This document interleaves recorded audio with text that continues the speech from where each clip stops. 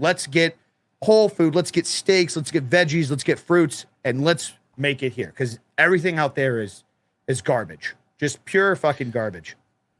Yeah, it really is. I mean, capitalism is. I'm a capitalist at heart, but there is a lot of things that has ruined the food industry for sure, and you know, just lobbyists and the fact, you know, the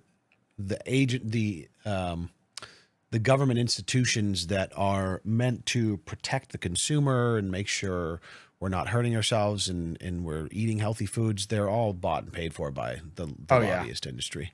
So you can't trust a thing that comes out of the fucking government. And I think a lot of people know that, but it's also hard now when you look for information online. There's so much good information, but there's so much shit that is just like anecdotal and trust me, bro. Yeah. You really have to do the research. Well, the diets is the tough one. And that's what really scares everybody, right? It's always the right. It's all carbs are bad. Yeah. What is fat, it? High fat's bad. High fat's good. Like you can literally for every popular fad over the last 30 years find forums of why this is the reason people lost weight, and then you can find just as much information of why that exact thing is going to kill you. Yep. Like it doesn't matter what it is. Polar opposites. I can understand why it's a little daunting, and like fitness is in a weird place right now. Not just fitness, but like you know, this idea in the United States. I think specifically, like people would probably put this under the woke umbrella, like the fat acceptance movement, this idea of like big is beautiful and all these things. And you see a lot of this discourse on Twitter. And then you see the pushback, and they're very often it seems to be like this right wing versus left wing thing where it's like, right, you want to be fit and like we can't accept fat people and all these things, and left wing, it's like you're beautiful, your body is whatever, and all these things. And I think both camps are missing the mark, and it needs to be somewhere in the middle. Like, you know, there's a difference between fat acceptance and loving and accepting and respecting people that are heavy. Yeah. Right? Yeah. But like, you know what I mean? Like, because on one side, it's like, hey, we need to be promoting all of these things that are objectively unhealthy. Yeah. And then on the other side, it's like, oh, if you're fat, you're bad. Like there's so much vitriol from people that are like, maybe just haven't had to deal with weight issues or have just been fortunate enough to live a lifestyle with a little more discipline, or maybe haven't gone through some mental traumas.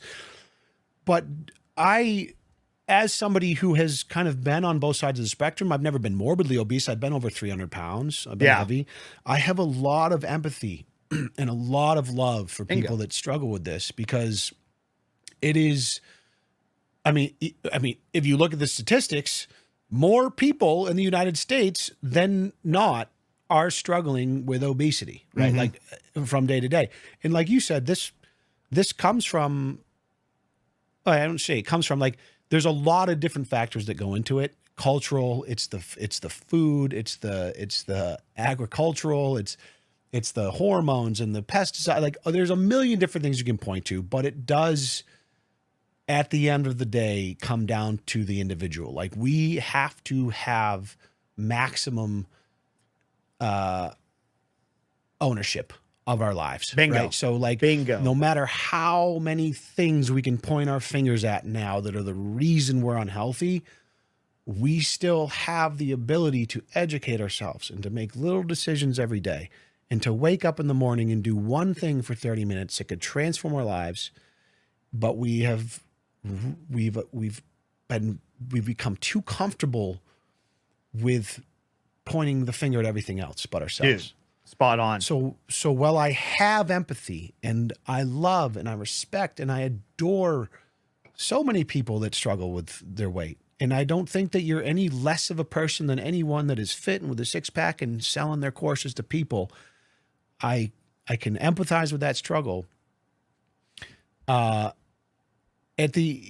ultimately, I think, need to just have extreme ownership and whatever that is. And like, listen, if you are someone who just like, and this is the thing, like I don't think there are levels. Like there are some people who are just comfortable living that lifestyle. Yeah. They understand the implications. They understand what's in store, and maybe their mind will change when they're a little bit older and they start to slow down a little bit faster than maybe some people that were taking a little better care of themselves. But that's your choice, baby. I love that. But it's once you start trying to bring into the conversation that like, oh, I don't know. Some of the shit I've seen is just you have to consider me beautiful because I'm still a person and I made the choices to get here. So you have to be, into this. And it's like, no, you don't.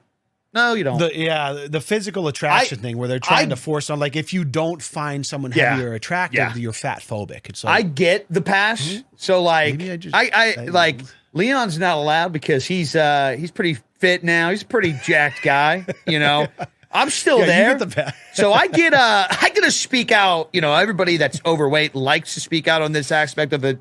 It's not, dude.